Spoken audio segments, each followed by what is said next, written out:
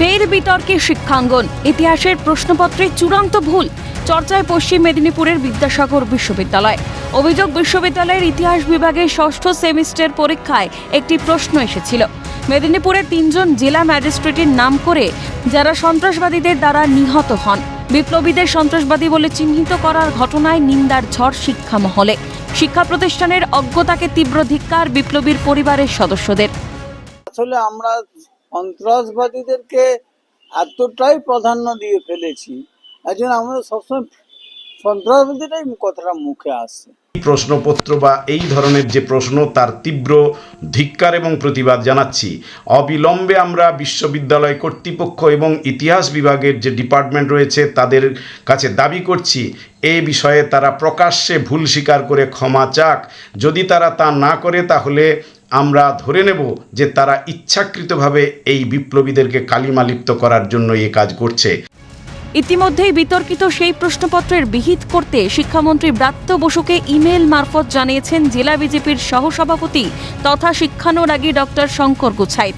তুঙ্গে রাজনৈতিক তরজা। শাসক দলের পরিচালিত শিক্ষা পরিচালন ব্যবস্থাকে দোষারোপ বিজেপি নেতৃত্বের। বিশ্ববিদ্যালয় কর্তৃপক্ষকে ক্ষমা চাইতে হবে বলে দাবি বাম নেতা কুন্দন গোপের। বিশ্ববিদ্যালয়ের গাফিলতিতে ক্ষোভ প্রকাশ বিজেপির রাজ্য সভাপতি শ্রমিক ভট্টাচার্যের। দৃষ্টান্তমূলক শাস্তি চাই, তদন্ত করে। এবং এই যে ঘটনা,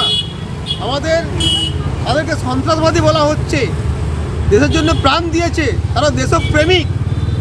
আমি লজ্জা পাই, আমি ঘৃণা করি, আমি ধিক্কার জানাই এই ধরনের যারা কাজ করেছে তৃণমূলের সহায়তায়।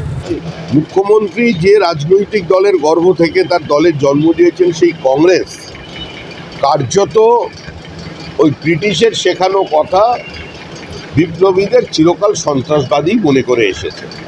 কংগ্রেস বিপ্লবীদের মিসগাইডেড প্যাট্রিয়ট বলতো। স্বাধীনতা সংগ্রামের বিপ্লবীদের যদি পশ্চিমবঙ্গের শিক্ষা দপ্তরের অধীনস্থ একটি বিশ্ববিদ্যালয় সন্ত্রাসবাদী বলে, তাহলে আমরা বুঝতেই পারছি যে এই সরকার যেভাবে রামধনুকে রংধনু করেছে, সেভাবেই বাঙালির গরিমা, বাঙালির বিপ্লবের গরিমা, বাঙালির সশস্ত্র বিপ্লবের গরিমা, বাঙালির অহিংস আন্দোলনের গরিমাকে ভুলিয়ে দিয়ে তৎকালীন স্বাধীনতা সংগ্রামীদের সন্ত্রাসবাদী বলছে। এটা জঘন্যতম অপরাধ। এই অপরাধের জন্য বিশ্ববিদ্যালয়ের উপাচার্যের এক্ষুনি ক্ষমা চাওয়া উচিত। তবে প্রশ্নপত্রের এই ভুল সম্পর্কে নাকি কিছুই জানেন না স্থানীয় তৃণমূল নেতৃত্ব। দায় এড়ালেন তৃণমূল নেতা বুদ্ধদেব মণ্ডল। আগামী দিনে অভিযোগ এলে তদন্ত হবে বলে আশ্বাস দিয়েছেন তৃণমূল নেতা। সহমত সেচমন্ত্রী মানস ভূঁইয়া। मैंने एजुकेशन दफ्तर को एक खबर देंगे। मैंने अनुरोध करूंगा वाइस चांसलर को ये सब देख के करेक्शन प्रोसीड्योर इमीडिएटली लेना चाहिए। প্রশ্নপত্রে যে অবাঞ্ছিত শব্দ ব্যবহার হয়েছে, সেটা যিনি করেছেন এবং যার হাত দিয়ে গলেছে, সম্পূর্ণভাবে তাদের দায়।